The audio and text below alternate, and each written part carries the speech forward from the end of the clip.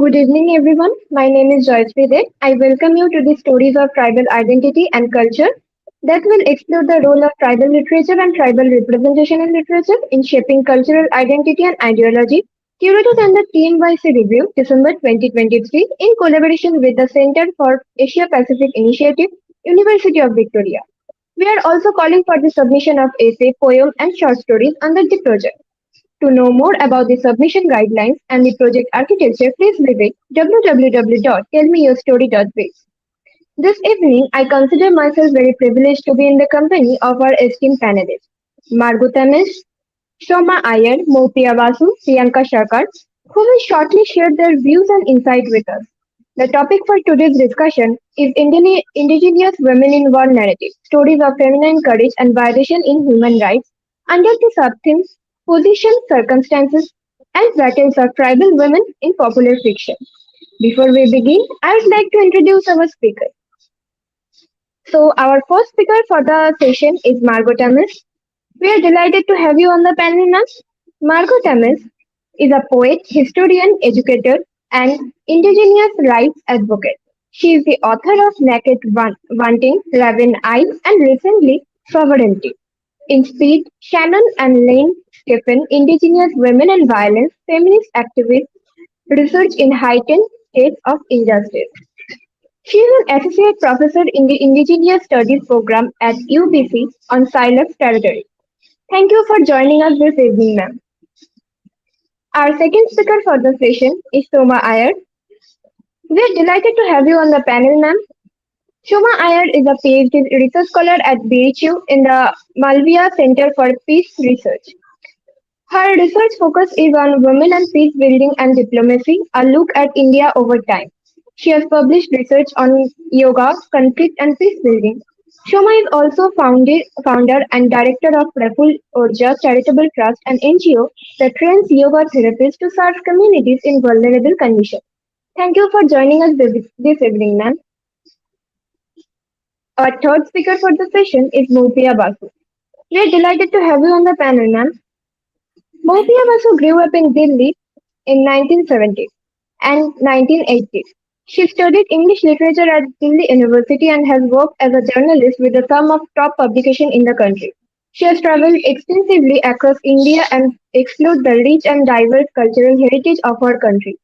She is the author of Khoka, published by National Book Trust of India, The Queen's Last Salute, and Anarkalian Sadi, a retelling of Mughal Azam, both published by the Jagaran Books. Thank you for joining us this evening, ma'am. Thank you. Our fourth speaker for the session is Priyanka Chopra. We are delighted to have you on the panel, ma'am. Priyanka Chopra is Bangalore-based children's writer and environmentalist. She is an assistant professor of English at Mount Carmel Autonomous College and has authored several articles, short stories, and book reviews on various online platforms. She is an active member of International Journal of Creative Research Thoughts. She is pursuing her PhD in Northeastern Literature on the partition of Assam. She is a gold medalist from Guru Nanak Dev University and has published papers on partition history and narrative, folktales and cultural studies. Thank you for joining us this evening, ma'am. Thank you, Joyshri. Okay, so now we will open the forum for discussion. Firstly, I would like now to request Margo Tamez to share her insight. Ma'am, over to you now.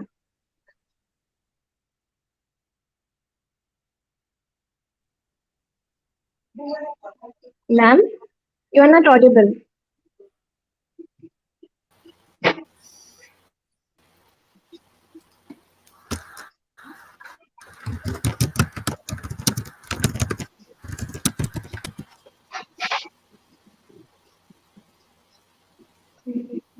Okay, we will connect to her later. Firstly, I would now request Soma Iyer to share her insight. Ma'am, over to you now.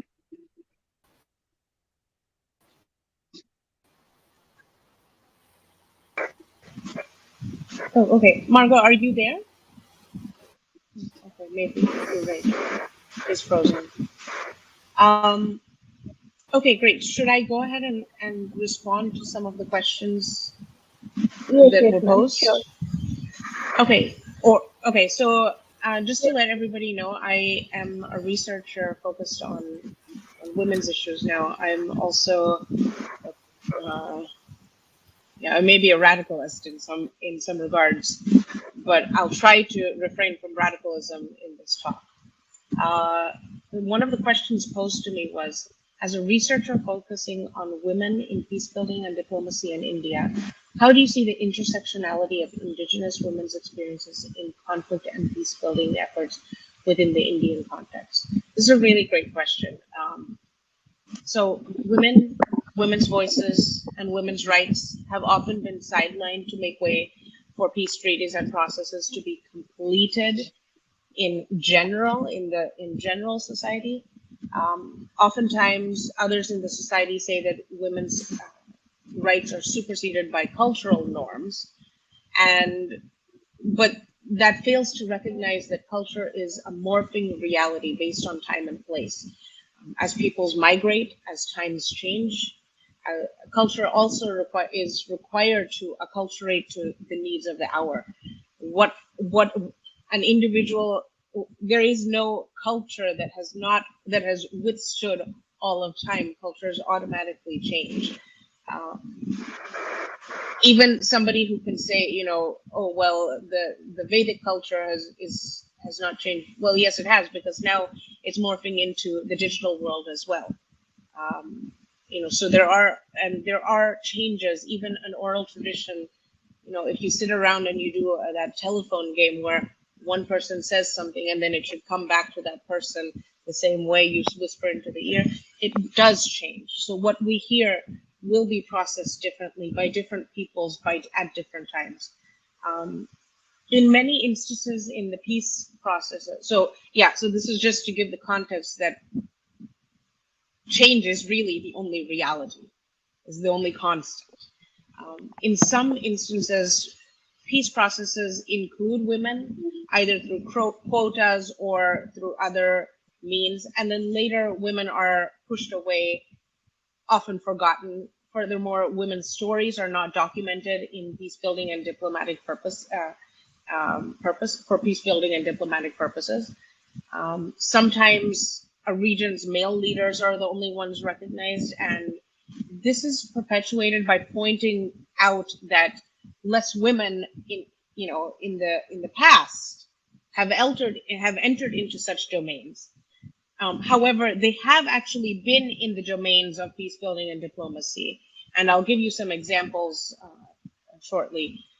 The only difference is that their stories, women's stories, her stories, have not been documented as such. This lack of documentation then perpetuates that cycle of violence and the glass ceiling for women to enter into this domain. Now, as I was mentioning earlier, sometimes women's voices are sidelined or superseded by by culture.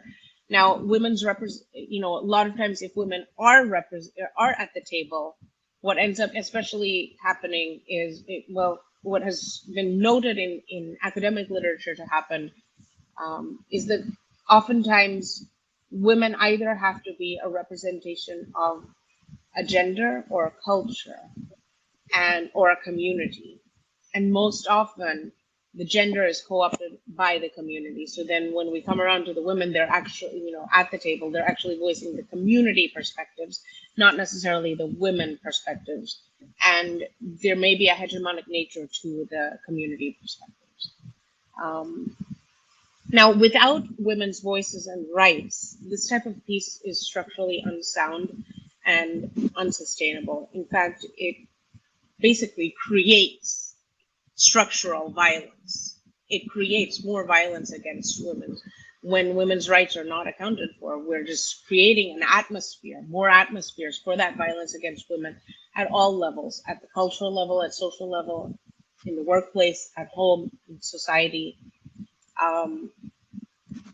Now, what I'd like to point out is that while, yes, historically, maybe, and even now, maybe reasons for war causes of violence and war, maybe especially in India, but even in other parts of the world, yes, there have been feminine aspects to that war. You can look at, for example, Sita and Draupadi, the reason why wars happen as being part of the reasons why wars happen, not the complete war. While they are in that position, they often are not the ones while they are in the position of a causal position, and not the only causal position, but a causal position.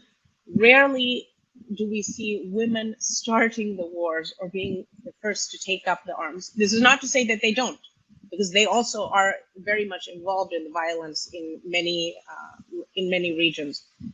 Sri Lankan Tamil Tigers are one example that comes to mind immediately. However, oftentimes this is also coerced or forced onto them, or maybe because of, yes, their own ideologies, or because of, Maoists also, a lot of women join the Maoist regimes because, especially in South Asia, because there's a need for survival and thrival. But post-conflict, because you did ask about post-conflict, oftentimes the women are the ones who must rebuild. They are the ones who rebuild their homes, the basic structures they need for survival and for their children and families, whether it's medical, food, education, everything within their community. They have to ensure that they are rebuilt. So women often are given that. There's a short video making its rounds over the last few months that features a little girl, presumably of Afghani nationality and presumably living in Afghanistan. And she basically, her father tries to convince her in a joking manner that education is not for girls. She ends up pointing out that actually men and boys are the ones who are good at fighting and destruction. And she points out from Kabul to Kandahar, what do you think men have done? But that women and girls, through education, are the ones who rebuild.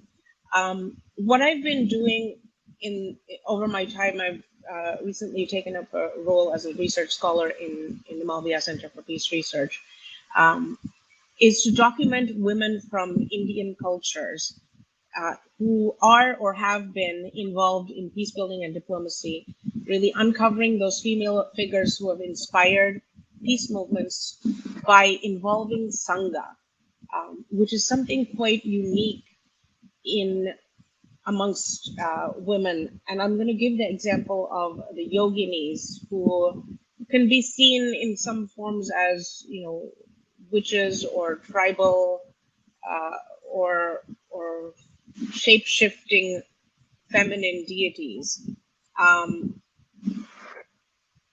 As a margin, so these are marginalized figures, religiously marginalized figures, or have been sidelined by the mainstream religion.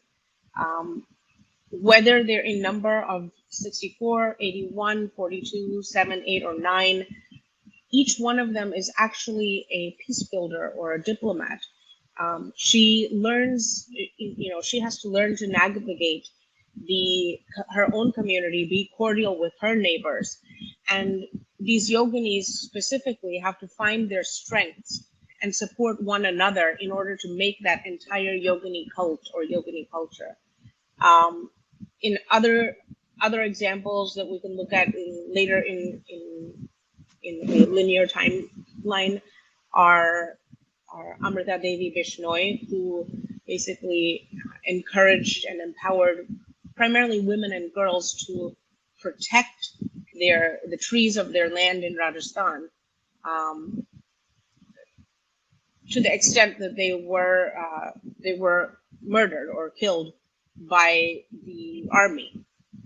Because I think one of the questions was how they've been treated by the mainstream legalities, or Mai Baga, who was also heralded, and both of these women were heralded by their communities. When we're looking at peace building, and I'll try to wrap this up quickly. When we're looking at peace building, what's very important is that we need to define from all the different perspectives what peace means.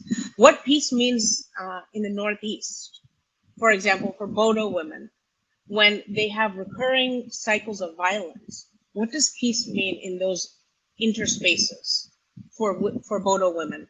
What about in Assam for Santal women or for Muslim women in Assam? And maybe and especially if they're constantly being uprooted even from internal displacement camps. I mean, they're already in an uprooted position in a camp, in a displacement camp. But to be uprooted from that as well, what does peace mean to them? Is it security? Is it justice? Is it agency? Is it inner peace? And I mean, when we're looking at today's, maybe one of the most prominent conflicts today with in the Northeast with the Meitei and the Kuki and maybe even Naga women. Also, it's really important to recognize that tribal women and tribal communities don't define borders the same way that political processes do. Tribal groups cross state and national boundaries, and therefore peace actually becomes a regional concept. So I know this was supposed to be on Indian tribal women, but in that sense, a lot of these tribes, if they're crossing boundaries, then it's peace for them becomes something very regional, and its legalities are spread across nations or across states. It's not only how it's defined, how individual tribes and individual tribal women define, or tribal leader women define. It's also how they build peace. So I'm reminded of a joke by an Iranian American comedian, Maz Jobrani, who talks about how at a party, a bunch of the community members, and yes, it's primarily men, were arguing, but suddenly some music comes on, and automatically everybody stops the argument and they just clap. They're clapping because when they hear music, it is part of their culture to clap. And so that is almost a method of peace building. Now, every community has its own traditions of peace building and negotiation, and it is really up to the central government to empower those systems, provide them a platform to function and thrive. It's also specifically how women build peace and what women's roles are in diplomacy, and then to ensure the integration of those ideas and contributions into the larger story and picture. The past has been rife with exclusive processes in peace negotiations, and however, the purpose of recording and to have lessons from our past is to learn from them. And so what we have learned and what we're learning is that negotiations of peace require that we're looking at sustainable peace require all women's voices. I know there were other, and yeah, I do have radical thoughts on this, but I'm going to refrain from them unless there's a question on how to achieve it. Oh, everybody has left.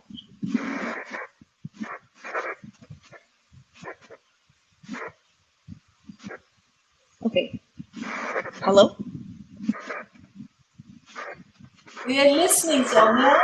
Oh, okay. Okay. I mean, I do have another question which I've not answered. Should I go on to that, Trisha? I don't want to take up too much time. Should I go ahead? Yes, please do. Okay, so the other question that Joystree had posed and the Tell Me a Story team had posed is, your work explores the connection between yoga, conflict, and peace building. How can practices like yoga and mindfulness contribute to the well-being and resilience of Indigenous women who have experienced the impacts of war and human rights violations? Wonderful. So I'm going to try to make this brief. There are 2 points that I'd like to make, a few points. But one of the points is that let's not talk about yoga as a physical practice. Rather, let's look at its philosophies. And when we look at the philosophies, we see that actually every community has its own yoga, which is not necessarily Surya Namaskar or down dog or sun salutations or alternate nostril breathing. Those belong to specific traditions. But all light, as Sri Aurobindo said, and I know I'm bringing out a masculine figurehead from the 1900s, nevertheless, as he said, all life is yoga. And so in every part of the world, every region, every sub-region, every community has its ways of connecting with one another and with the universes. And that essentially is the core of yoga, is that awareness. The awareness of the self in relation to others and in relation to the universes. Those ideas need to be validated, acknowledged, brought to awareness, and provided equal platforms. A lot of my own work has been on yoga and domestic violence and yoga and trauma survivors. So we will talk now about the resilience of Indigenous women. And I think this is a very apt question, considering the news that we're seeing out of the Northeast right now. About human rights violations and yes, women's rights and really murder of women and rape of women. And I'm not going to assuage that because that's the reality. And I think, I've done a lot of work on yoga and domestic violence and what I've understood, and even yoga with trauma survivors. Now, what I've understood is that it's important for the teacher, whoever is the facilitator, to listen. I call it LOL. Listen, learn, listen, observe, learn. That every person in this world has their own method of connection, of awareness, and to really recognize that person and recognize the trauma survivors. Now, through practices of yoga, but to recognize where that person comes from and provide them with the yoga that they need, or for example, a group of trauma survivors, to provide them with gentle practices if that's what they need, or if they need empowerment, to provide them with empowering practices that stem from, take root in their own tradition. And to be able to remind them to come back to that, and to remind women to be serious students of their own methods of yoga, their own methods of peace and empowerment, because it exists in every community. Women can have agency and voice. Of course, they need to be empowered to and encouraged to think for themselves, to recognize where their cultures and norms fail them as individuals and as women, as individuals and as a whole, and to be able to recognize also the loopholes and avenues which allow them to shine and forge ahead. Again, it may take time for the world or a small community to change. And in today's world, we often expect that immediate or instantaneous gratification. But peace is a continuous process. It's never ending, whether it's inner peace, communal peace, global peace. There are structural and cultural issues, and we all have, and as cultures change, again, there's going to be new issues. So we have to continue to ensure that we're striving towards equality and justice for all, that all the voices of the unheard and unsung sheroes, women, children, elderly, animals, plants, rivers, and all of Mother Nature are heard. Now, this is not an easy task. no one ever said peace is easy. It is a process, and it does take time. Again, I have my radical thoughts on this, but I'll leave that to your own imaginations. Thank you. Thank you, ma'am. So now I would request Margo Tamez to share her insights. Ma'am, over to you now.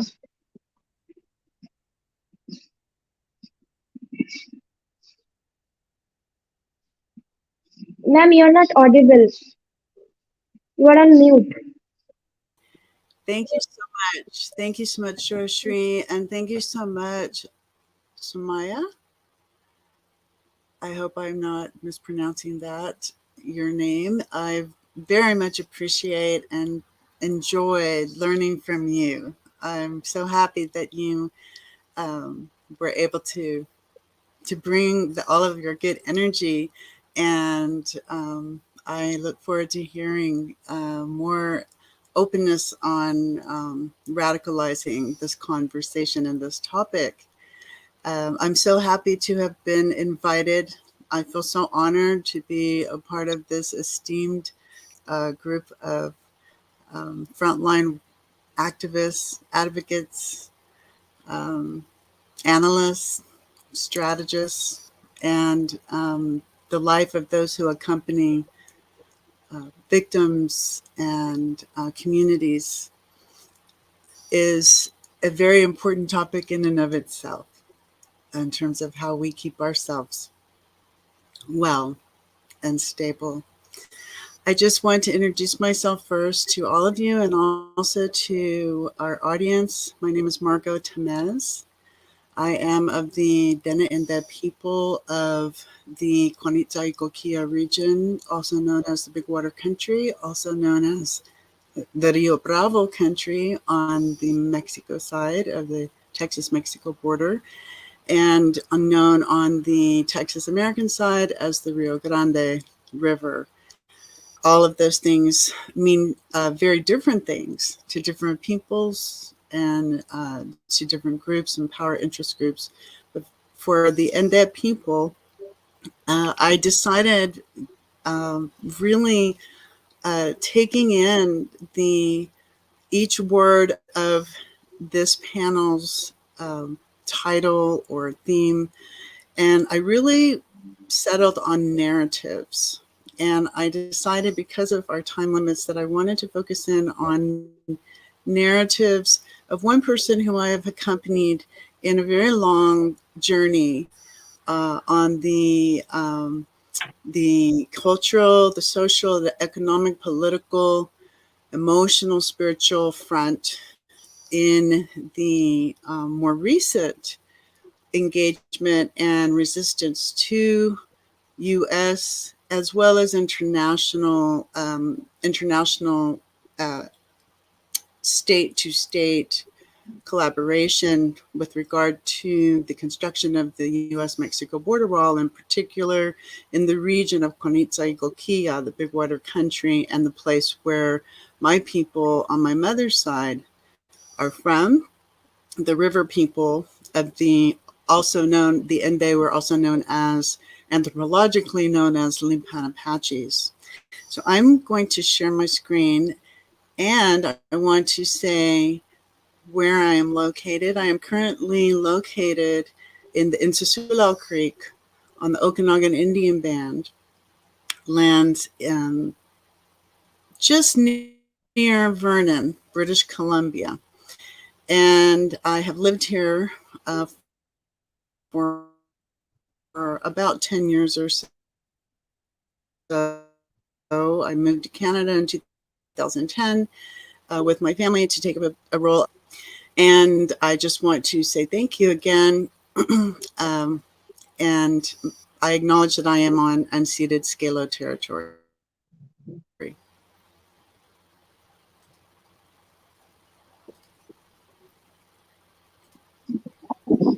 Thank you so much. I will now request Motia Varsho to share her insights. Ma'am, over to you now. Yes, my system is a little slow. I'm trying Please, to share my screen right now. yeah, So just hang Margo, on with me. yes, Then could you wait Hang on with for me. My another system is 5 a little slow. I'm coming Okay. up. Please let me know because I can't see you Yes, ma'am. Yes, ma'am. once You this can is up. share. Share. Let me know. Okay, Ma'am, thank you you. can share your Can you see my screen? Yes, Can you see my screen now? Yes, it's audible. Yes? Sorry, it's visible. It's visible, yeah. Okay, thank you. I decided to take this approach today because if I tried to describe this, it would probably take a couple of hours. So I decided out of respect for everyone, that I would just organize it in this way. So what I'm focusing on right now, and I have been working on for about 15 years, is walking alongside Eloisa Garcia Tamez, Dr. Eloisa Garcia Tamez, who is also my mother, in her resistance to the construction of the US-Mexico border wall, an 18-foot steel and concrete structure through her community in the village of El Calabozo. So I wanted to focus on and elevate and amplify narratives of belonging, refusing, and reclaiming in oral history, photography archives, and legal land protection, as well as poetics. This is a picture of my mother taken a few years ago. After the fact, of course, the wall itself was constructed in 2009, 2010 across her village and her particular ancestral land in her village of El Calabozo. And this is a very interesting image. I hadn't seen it before until last night. And I was just really struck by, well, of course, her case began in 2007 and we're 2023.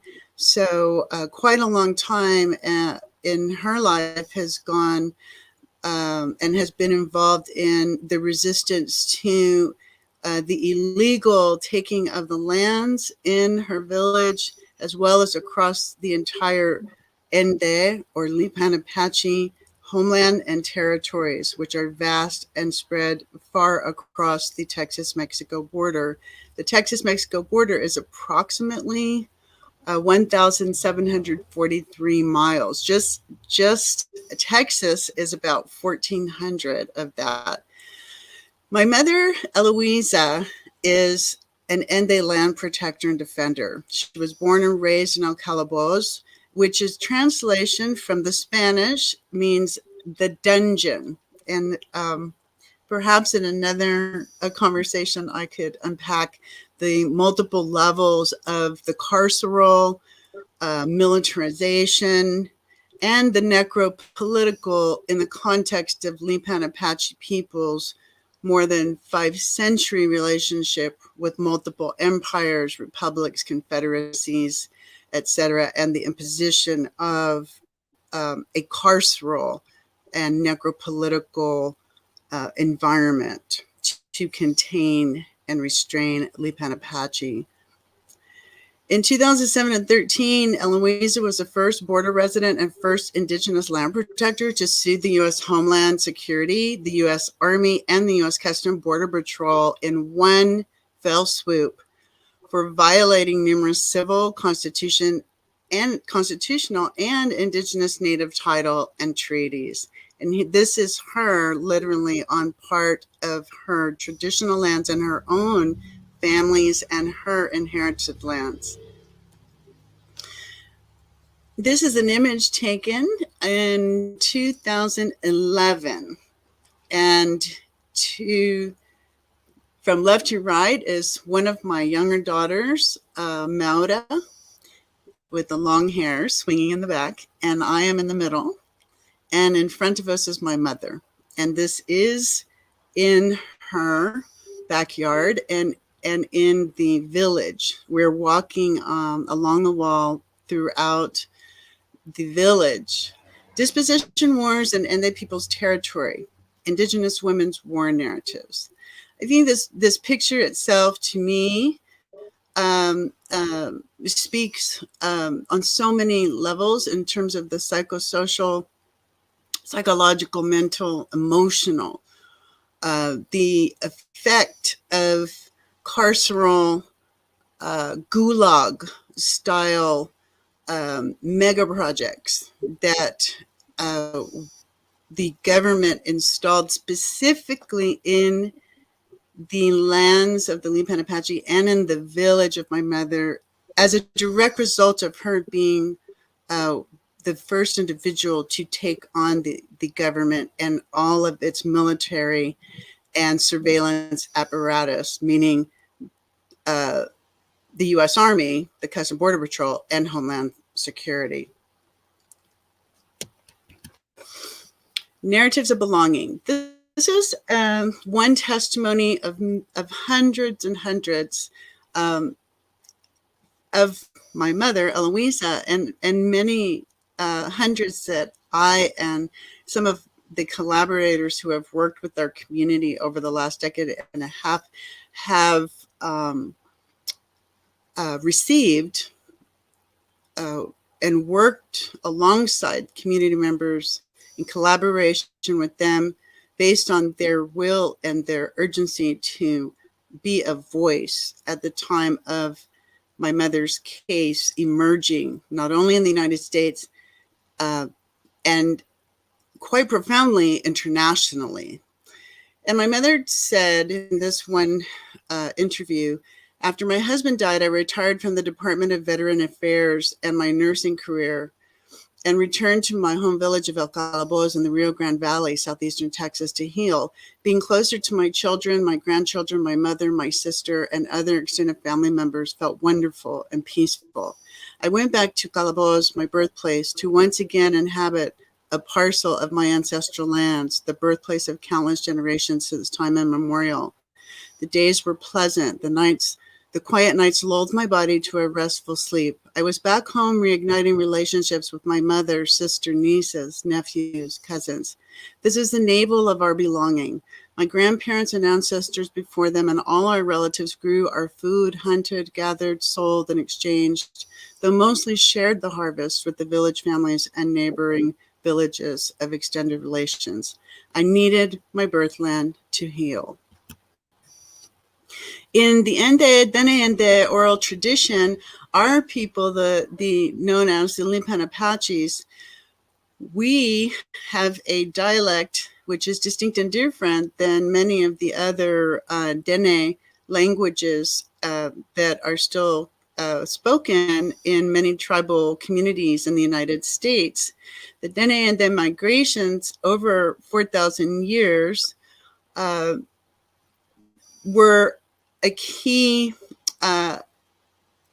driver, an energizer, activator for the large spread of Dene peoples that today continue to live and restore themselves and continue in Canada, the United States, and Mexico. Our language came from an area in northern Saskatchewan, and there are only, in some of my research, I have been able to identify 3 to 4 communities in northern Saskatchewan that still speak our community's very distinct dialect that is different from many of the Western Dene peoples spread around North America, or as we refer to as Turtle Island. Konitsa Ikokia Dene Ende is the way in which we understand through our oral tradition who we are and how we belong where we belong. There are many stories and songs and testimonies. In fact, one testimony that I'm currently doing a more in-depth research on is a testimony of a woman named Augustina Wazwa, who was also Lipan Apache. And in the 1930s, later in her life, she was interviewed by an anthropologist. And in that interview, she told a very long, epic story about Konitsa and Kokia and how our people came to be there over many, many, many generations and migrations to the place where my mother and our community live today. She was a prisoner of war when she was a child, when the Lipan Apaches and other Apaches were being hunted down, persecuted, and rounded up and put into death marches and prison camps.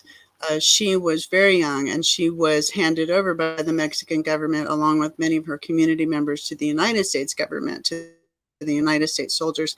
And that exchange occurred in one of our communities, the Humano Apache community, which is just up the river from our community in the Big Bend. So just to give you a sense of the location.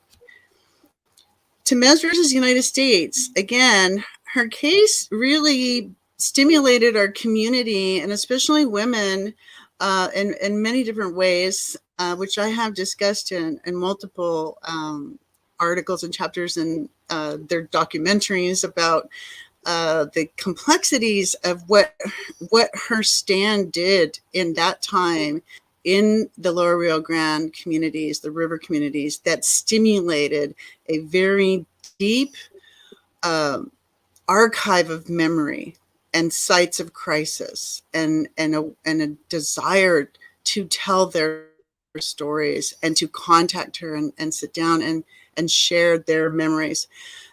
So colonization of Indigenous peoples involves, these are some of the sort of the high level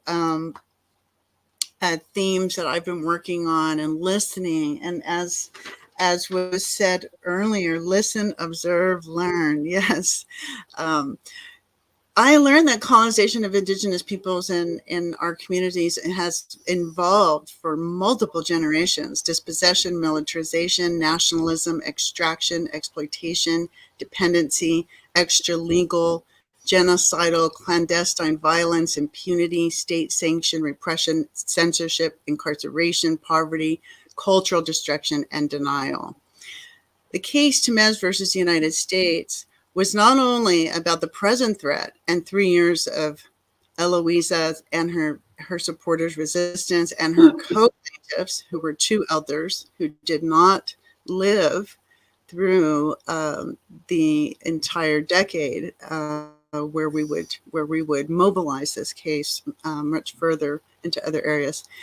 It was about reclaiming and re-energizing 5 centuries of Indigenous women's anti-colonial resistance to dispossession and extermination wars. As she said, on this day that I took this photograph of her, she said, "We know this system. It's an open-air prison." So I also, with her over a couple of summers, began to map these insights she was having, and these triggers, and the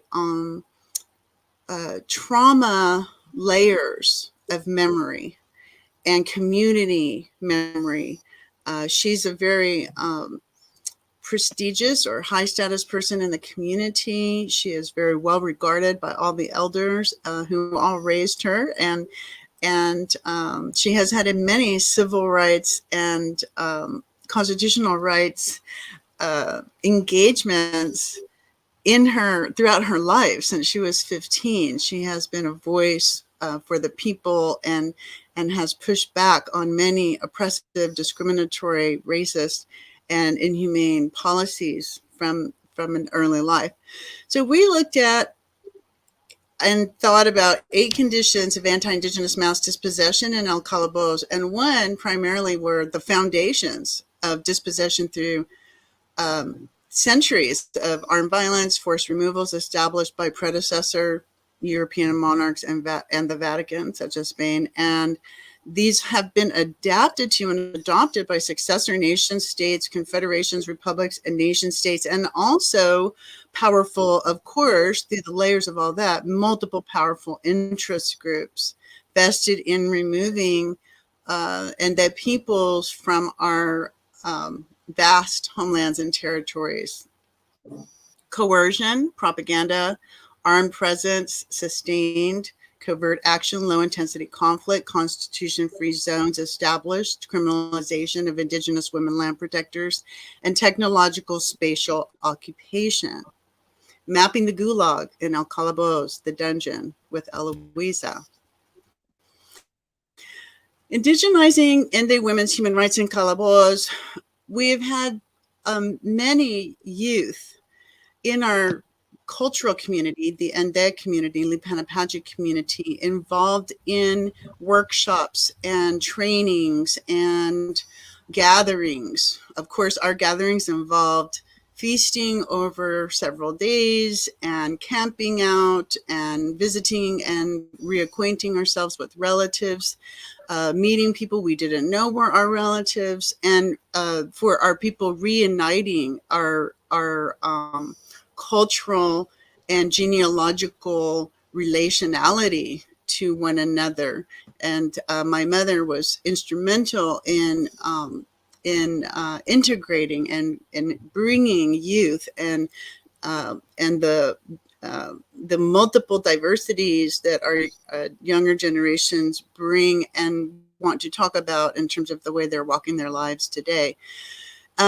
So we noted at the time that there was a huge resurgence in Inde art forms by youth who are, multiply situated in many different youth cultures and Indigenous youth cultures, etc., and are representing these intergenerational sites of crisis memories. In this picture, for example, we see the Apache helicopter. We see votive to many of the ancestral land defenders and protectors over generations and centuries. We see women coming together, young women coming together to mobilize, to address critical issues and barriers and challenges within our own communities, as well as then the invocation to the many, many Apache communities that and also Mexican prisons. Indigenous Declaration of Continuing Independence. Eloisa was very interested early on in learning about the international Indigenous movement to recognize Indigenous peoples in our region. And for example, she had worked, before she retired as a nurse, she had worked in South Dakota in the VA hospital, the Veterans Administration Hospital, and had worked side by side with several elders to work on language, respect and responsibility for the inclusion of language and ceremonies in the hospital for many of the Lakota people. And so she was super happy when she realized that the first International Treaty Council of the Western Hemisphere was formed on the land of the Standing Rock Sioux tribe. And in recent years, Standing Rock has become globally known and recognized as a critical space for the reimagination and the resurgence of Indigenous rights to land and title and to self-determination. So these key tenets emerged, these themes, from this gathering in 1974, where many, many international representatives and delegates met at Standing Rock. And they determined and declared that Indigenous rights are inherent, self-determination is inherent, independent of Western Eurocentric social, legal, political, economic frameworks, unceded and unsurrendered land, territories, and Aboriginal title never legally were extinguished. Militarization, borders, occupying Indigenous customary lands are illegal. In 2009, the wall was built in El Calabozo, and it was devastating for the elders and for Eloisa, my mother. It was devastating for my children. It was devastating for me. And it was quite difficult. I had worked and accompanied other Indigenous women in different communities in different parts of the U.S.-Mexico border in position, and had been through many, many challenges in all of those accompaniments with them. This one changed my life.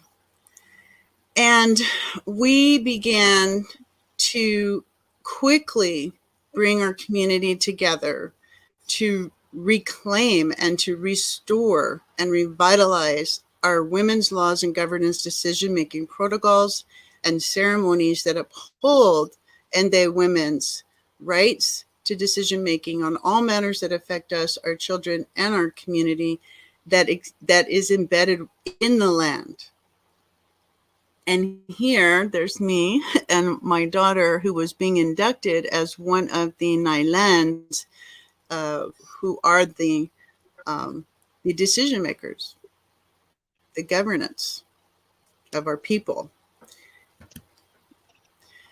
In 2011, 2 years later, by this time, Eloisa was very interested, and the elders, of course, who she always consulted with and listened to and learned from, very interested in taking steps further beyond the United States.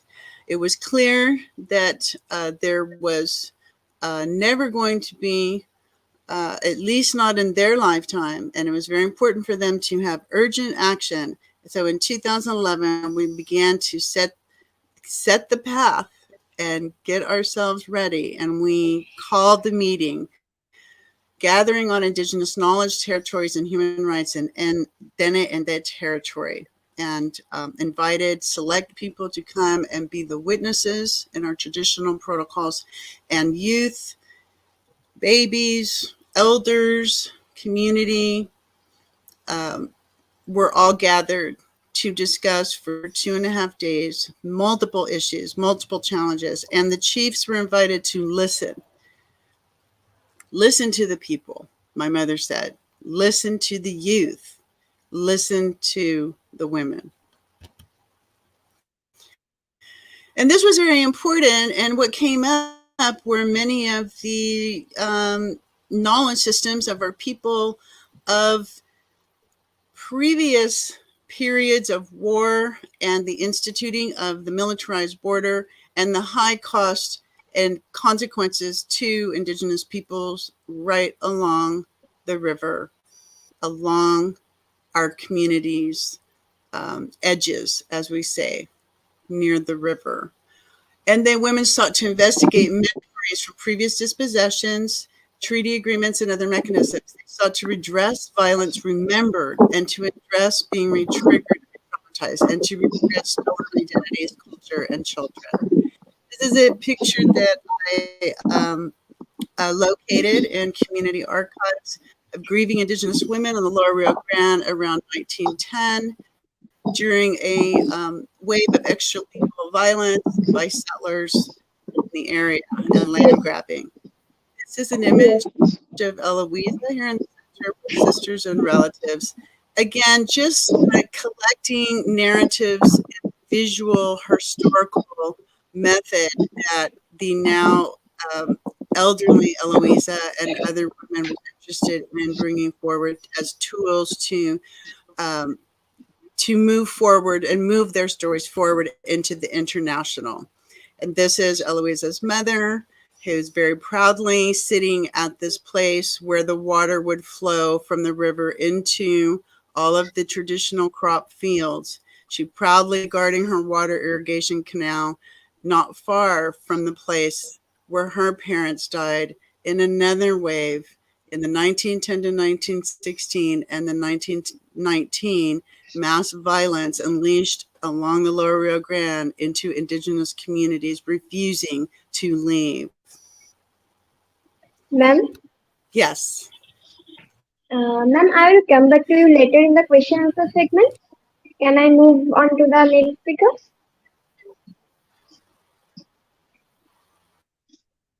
Yes. Thank you Yes. so much, ma'am. Yes. Absolutely. I will turn off my sharing screen. Thank you so much, ma'am, for your insightful observations.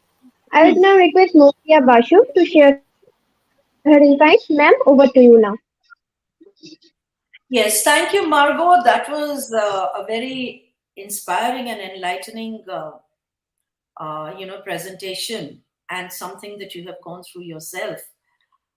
Um, I will go back a little in history, and I will talk about a woman closer home, um, who has become a symbol of feminine courage in India across generations. So, one of my books is actually based on her struggle and consequent, battles. She is Maharani Lakshmi Bai, the Queen of Jhansi, who etched her name in India's long list of freedom fighters. Thank you, Joy Shri, for giving, and of course, TMYS for giving me the opportunity to share my views about one of India's most famous women. Rani Lakshmibai fought during India's first war of independence, known by the British as the Revolt or Mutiny of 1857. What started off as a defensive operation to protect her kingdom, which was the princely state of Jhansi, snowballed into one of the biggest counter-offensives against the British East India Company, in which the brave warrior queen died. Sir Hugh Grose, the officer who led the British forces against the kingdom of Jhansi and Maharani Lakshmibai's army, had once remarked, quoting him, "Although a lady, she was the bravest and best military leader of the rebels." Unquote. Rani Lakshmibai was in fact called the Indian Joan of Arc by the British. Her engagement with the British forces and subsequent martyrdom catapulted her into the realms of eternal glory, and she became an everlasting symbol of patriotism and an archetype of resistance. Hugh Grose, on her death, had declared, "Here lies the woman who was the only man among the rebels." For a populace that had lost not just its king but the heir apparent as well, Rani Lakshmibai, the widow of the king and mother of the deceased prince, was seen as not just an option but as a savior. She was considered as one of their own, a woman of flesh and blood, a woman who, against all odds, dared to take on the British single handedly. She was not really deified, into a goddess, but she was one of the people. So, which was why the people could identify with her so readily. It didn't matter that she was a woman or that she was only 24 years old, and that she had no one to support her against not just the mighty British, the neighboring kingdoms of Datia and Orcha, and her own relatives. She was a Virangana, a brave heart in every sense of the word. She was known to sport a Spartan lifestyle, and keeping with her social status of a widow, she followed a strict and disciplined schedule. Rani Lakshmibai expected her civil servants and officers to follow the same sort of discipline. This went a long way in motivating her subjects.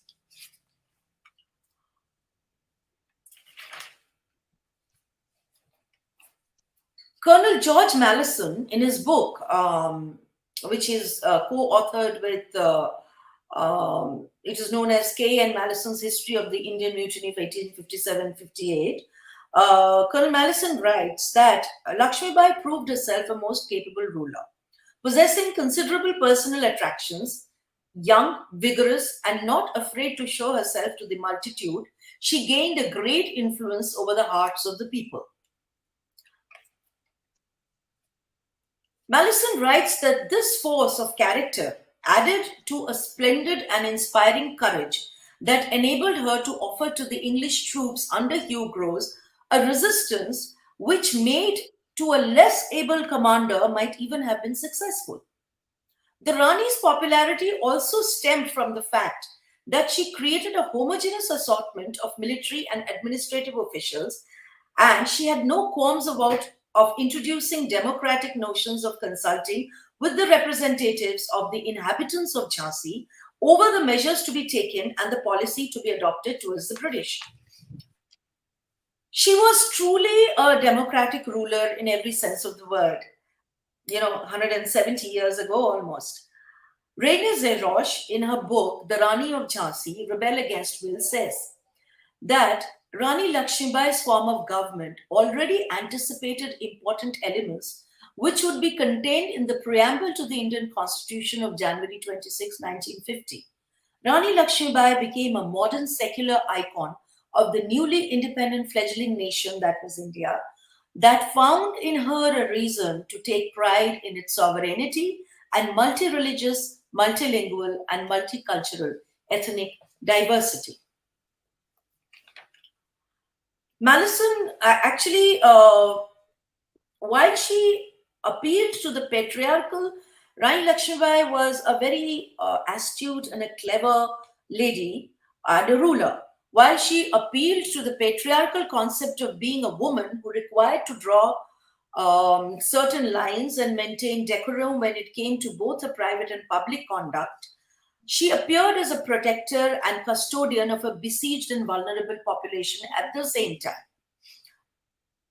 So, with the result that the Rani was perceived as a modern woman who broke through certain barriers, who used her wisdom to tackle any unfavorable situation and resorted to, if required, all forms of appeal or threat as the situation warranted or demanded.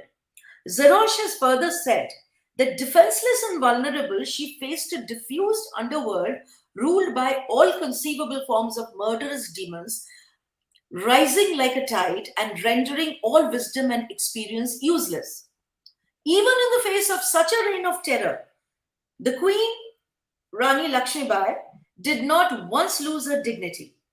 And in fact, the British agent for Central India at the time, Lord Hamilton, says of her, quoting him, very civil and polite, she was quite the lady.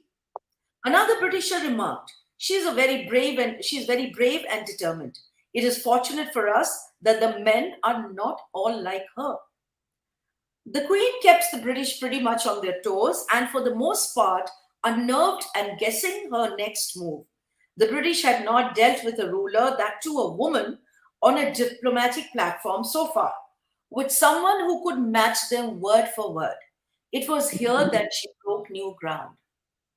Maharani Lakshmibai represents that cult of brave hearts who never give up even in the face of certain death.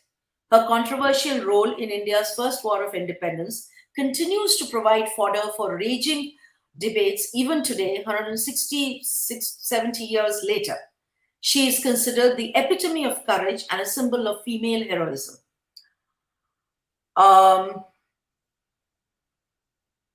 Joyce Libra Chapman, in her book, The Rani of Jhansi, A Study of Female Heroism in India, has perhaps best defined her role in the modern Indian context. Quote, she became a potent political symbol, a symbol that is being reinterpreted in fresh ways even today. Unquote. In the context of human rights violation, given the contemporary scenario, Rani Lakshmibai was deprived of everything: her own home, her income, her freedom, and of herself, her freedom, her own freedom, and that of her subjects. The preamble to the Universal Declaration of Human Rights says, the inherent dignity and of the equal and inalienable rights of all members of the human family is the foundation of freedom, justice, and peace in the world, etc., etc. Now, this was proclaimed on December 10th, 1948.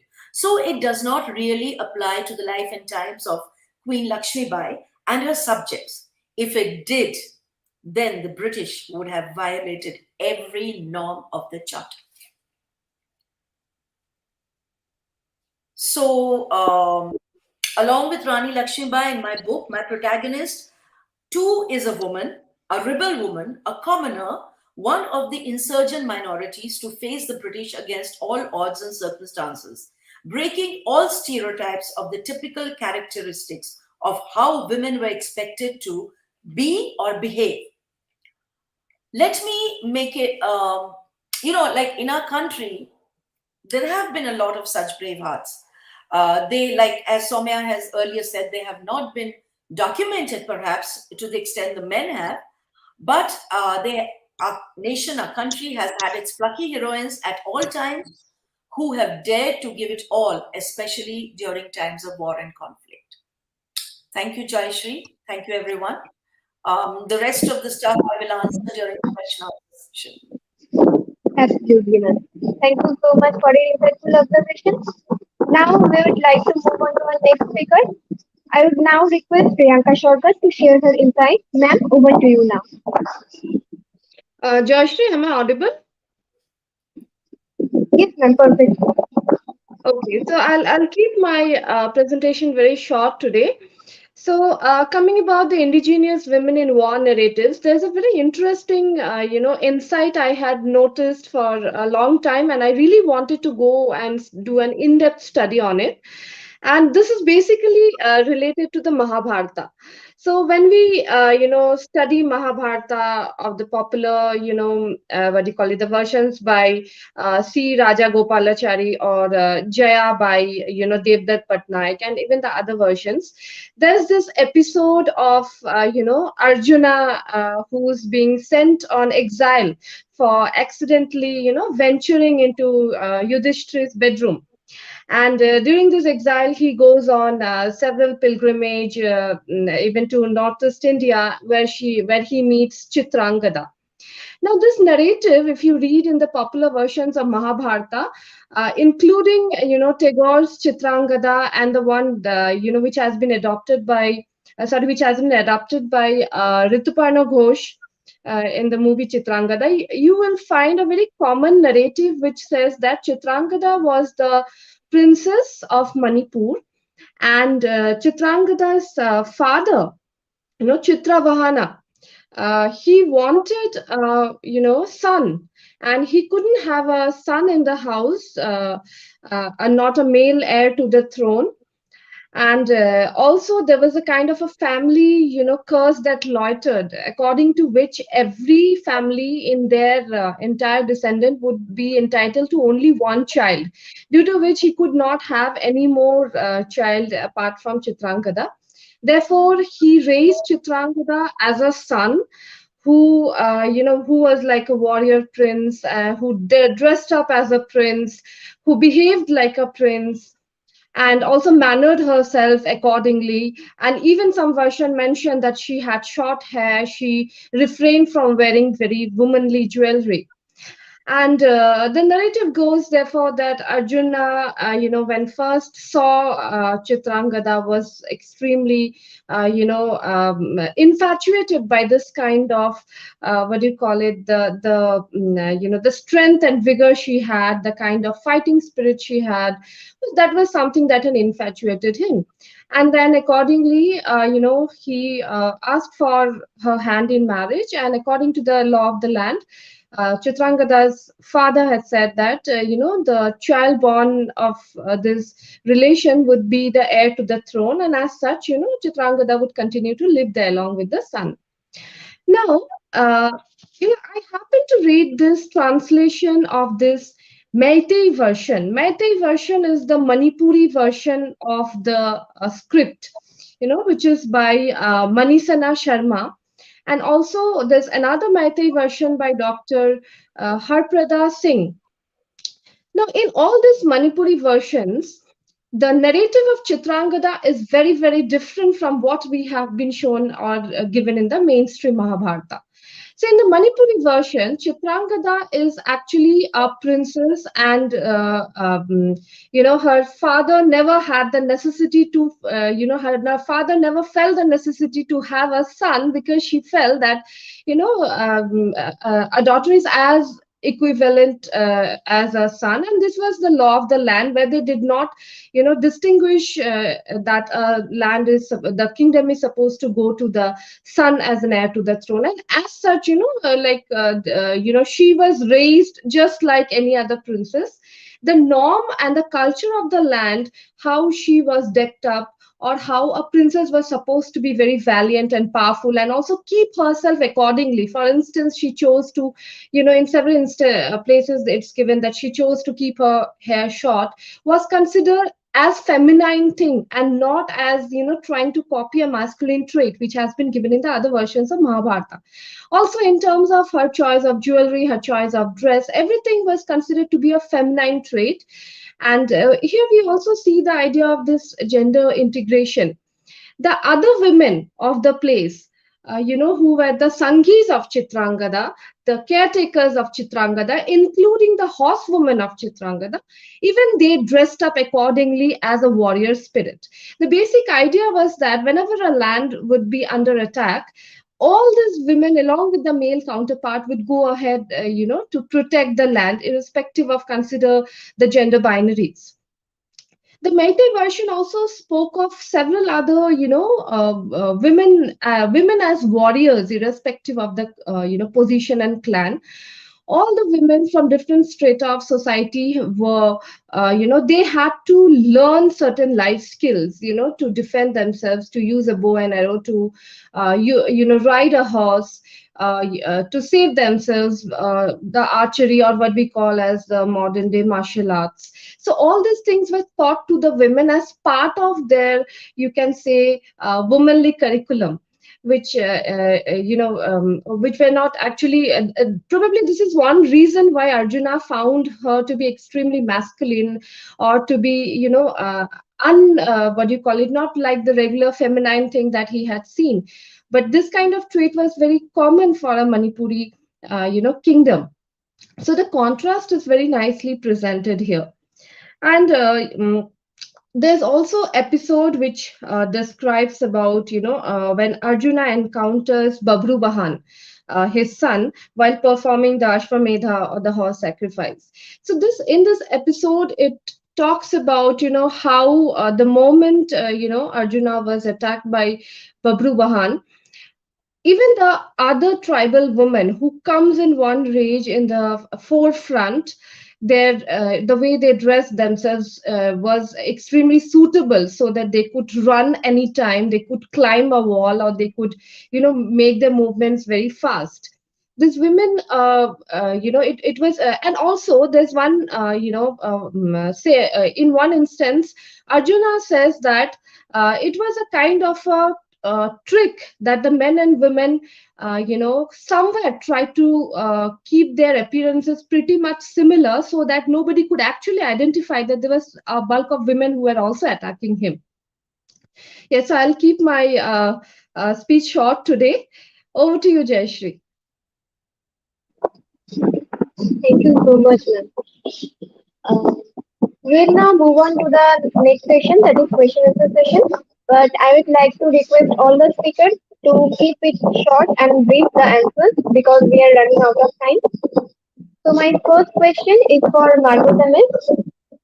Ma'am, could you please switch on your video and audio? Thank you, ma'am. In your essay Yes. sovereignty, you introduced the term sovereignty. Could you please elaborate on the significance of this term and how it relates to the experiences of indigenous women in world narrative? Yes, sure. This is a term that I came to over many years. Before I was an academic, I lived in southern Arizona. I was living on the Gila River Indian Reserve at that time, and I was living off of the grid. In the area I lived, there were no services for utilities and water and that sort of thing. And I was in a small trailer, and I was also attending graduate school about an hour away at Arizona State University. And I was also having children.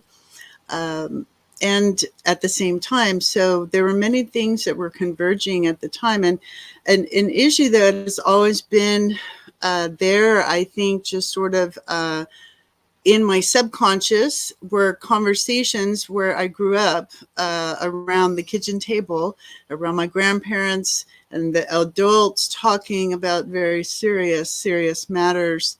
And I often heard stories about the challenges of the Lipan Apache people who retained their unsurrendered status throughout the centuries to the present day. They never were seeded into the now the normative recognition structure in the United States of tribal communities in federal recognition. And there was also always an issue also because of the situatedness in a historically violent area of border building by multiple different political entities over the centuries. And so the people were highly tuned into the notion that we're in this the space where juridical laws that protect many other groups and interest groups in both Mexico and the United States did not apply in this region at all.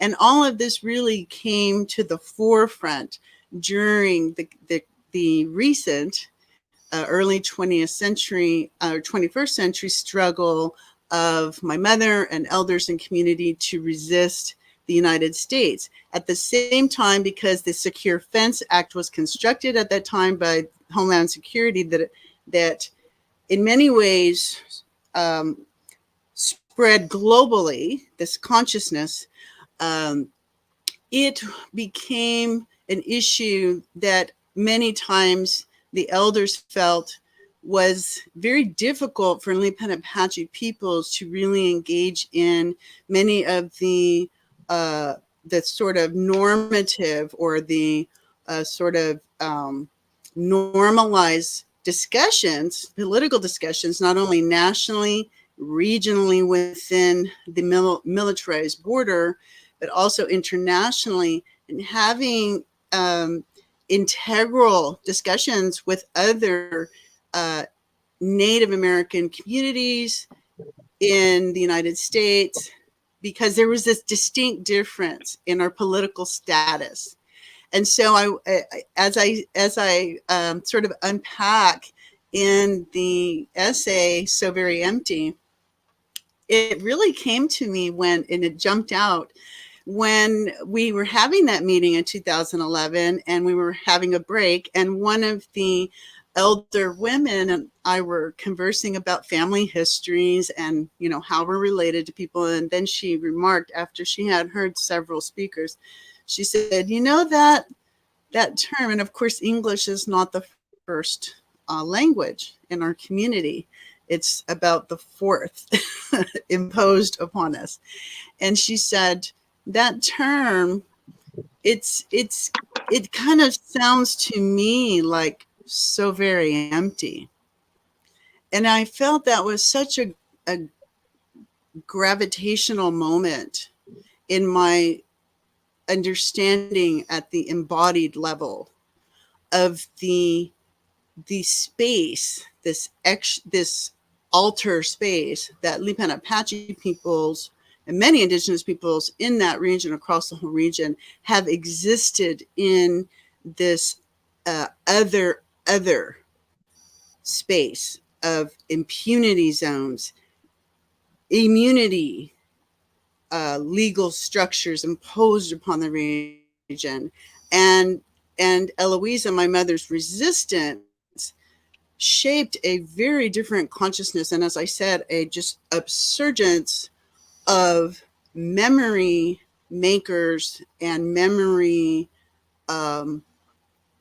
advocates to tell their story and to engage in these highly oftentimes very technical discussions with human rights attorneys and witnesses and support technical people to the people in the case, etc.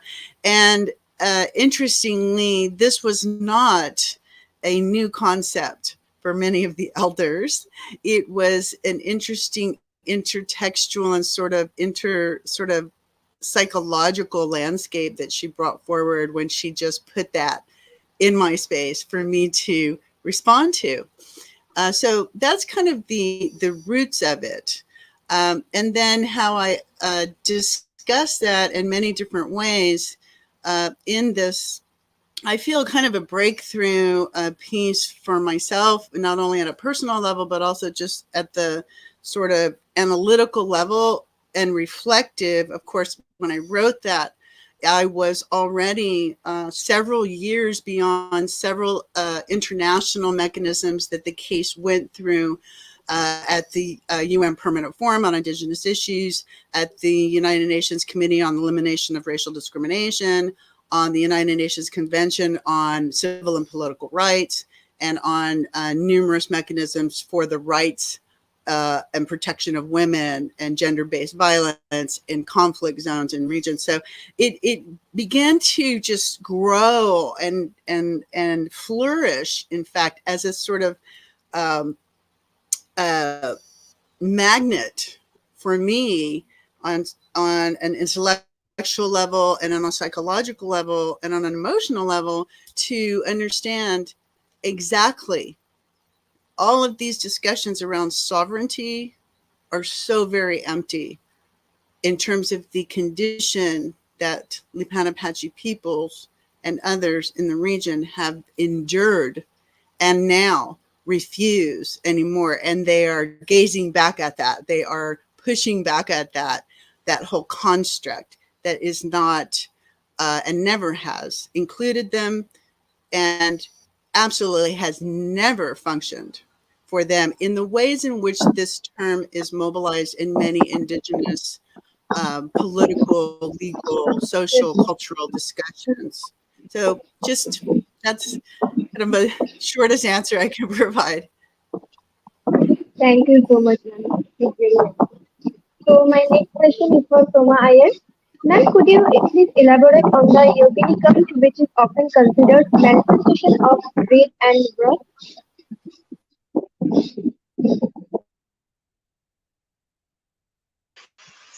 Can you hear me?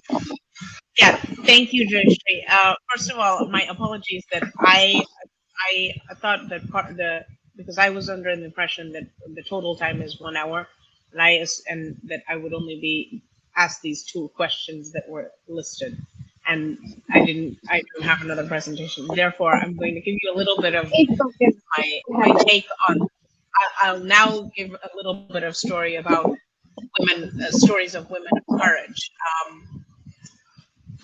Yes, the yoginis are often seen as very fearful and with immense powers. And yes, perhaps they did have immense powers, but that is to say that all women have immense powers. It is just a matter of realization of those powers, and also of utilization of those powers in a manner and so that is supportive of the sangha of women around you. And to build that sangha, that community of women, and then to provide space for everybody to interact.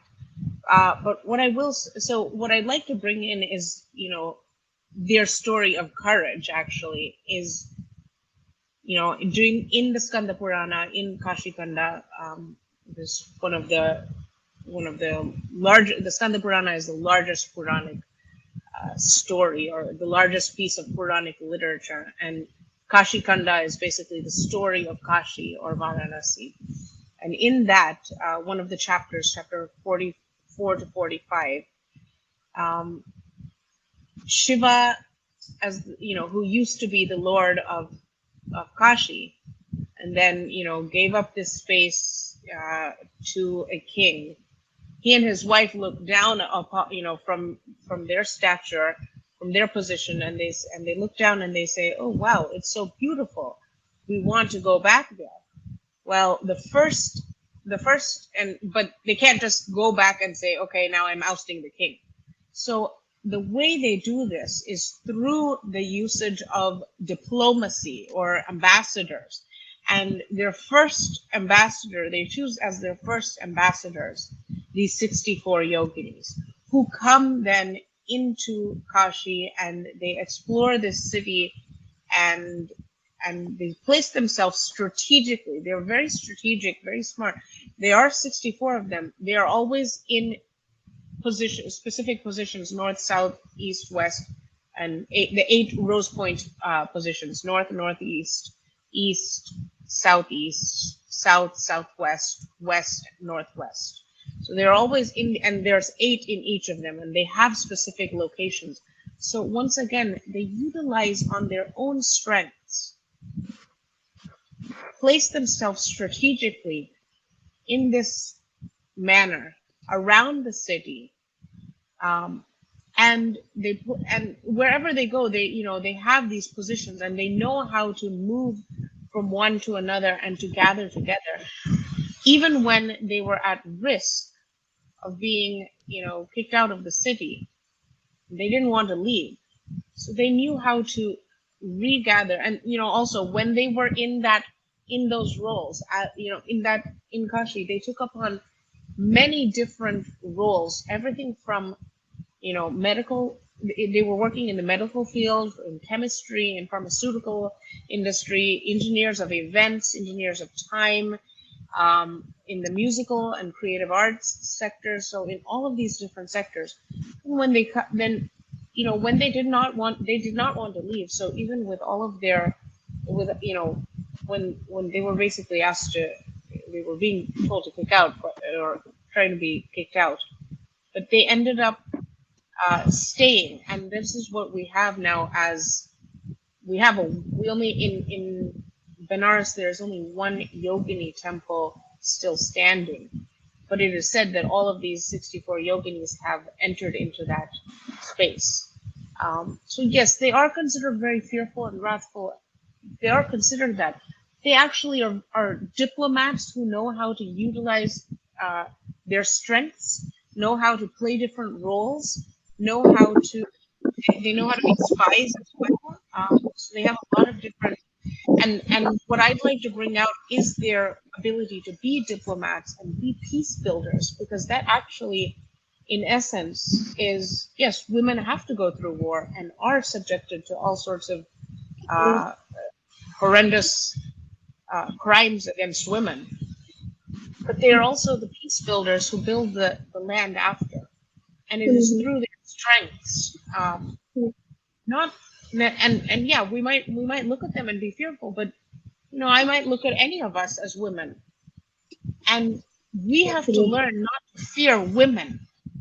And that's the issue, is that by looking at yoginis and saying, oh, they're fearful, no, they are women. They are the feminine form. We should not fear them. They are the givers of life and holders of space. I'll stop there. Okay. Thank you so much for your insightful answer, ma'am. Okay. My next question is for Mopia Vasu. Your work encompasses a wide range of historical and cultural themes. How do you approach storytelling when depicting the experience of indigenous women in times of conflict and the violation of their human rights?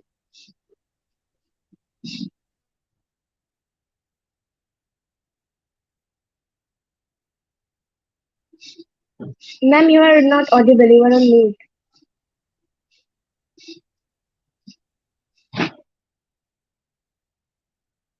Ma'am, still you are not audible. Jayashree, could you repeat the question, please? Sure, ma'am. Your work encompasses a wide range of historical and cultural themes. How do you approach storytelling when depicting the experiences of indigenous women in times of conflict and the violation of their human rights? Okay, so yeah. So let me make it clear at the outset that all my books, all of which are set in periods before the Charter of Human Rights was drawn up, I have not spoken about human rights or their violation because uh, in all cases, in both cases, that is in the Queen's Last Salute as well as in Arkalim Salim, there have been extreme cases of human violations, human rights violations. But the times were different. Those instances cannot be put in the context of modern, times or their interpretation in the current cultural and social and political scenarios. Because it was a different time. I mean, the circumstances and everything was completely different. None of the events of that time can be viewed in isolation or singular cases of human rights violations because the very premise of those conflicts were not limited to one particular incident and one event. Now, as far as depicting my experiences of Indigenous women in times of conflict, I've ensured that the portrayal was within the given parameters of society at that time. So, we have to make this clear distinction between society now, I mean, the whole human rights violation in the context of modern society and society then. We cannot compare the realms of conflict then and now. We just cannot. Okay. Like I said earlier, different times calls for different set of parameters. I have tried to keep within the limits of acceptance and the terms and conditions that applied then. Besides, I'm a storyteller and I'm not here to pass any moral judgment because those times demanded a different set of actions, and the morality of it all, I'm not getting into it. The morals, the ethics, were totally different. So I cannot really put it in the context of human rights violation of what we understand by that today. Right, Jayashree? Yes, ma'am. Absolutely right. Thank you so much, ma'am. My next question is for Priyanka Chopra. Ma'am, in your research on partition history and narrative, have you provided us any unique perspective on how the Indigenous women during the partition differ from those of other communities, and what insights can be drawn from this narrative? Thank you, Jayashree, for the question. So basically, as a children's writer, I want children to be aware of the regional anecdotes and legends of the particular place, like let's say Lachit Barfukon or Chandraprabha Saikyani, Tirath Singh, Kanaklata. So these narratives often go hidden in the main garb or in the mainstream.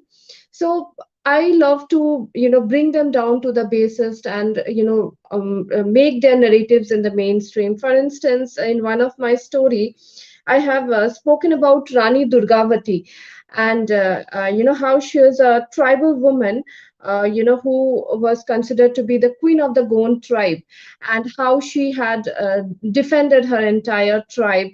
Now, talking about this tribal women and their narratives, it often has got a lot of sexually explicit things. So, as a children's writer, we need to be very cautious that we do not touch upon anything as such, and we write about them in such a way so that it can be readable, it can become readable for any age. So, talking about Vanikamma, who's a Tamil, Dalit woman, and she fought a battalion of high class men, by serving them poison food, because these men would come and exploit them, so, or trouble them in every possible way. And also about Rudro Shagun, who's a missing woman, and she protested against the landlords, for their regular payment, and she successfully, her protest was so strong that she could, successfully bring a regular payment in the entire clan. So I think I love to pick up this kind of characters and bring them into the forefront through children's writing. Thank you. Thank you so much, ma'am. The answer is very interesting. Okay, so this brings us to the end of today's session. I thank all the panelists once again for sharing invaluable perspective on the topic. This is to remind that we are calling for submission on tribal literature and tribal representation in literature, the details of which can be viewed on www.tellmeyourstory.biz. We will come back to you soon with our next panel discussion on the project. Till then, good night everyone.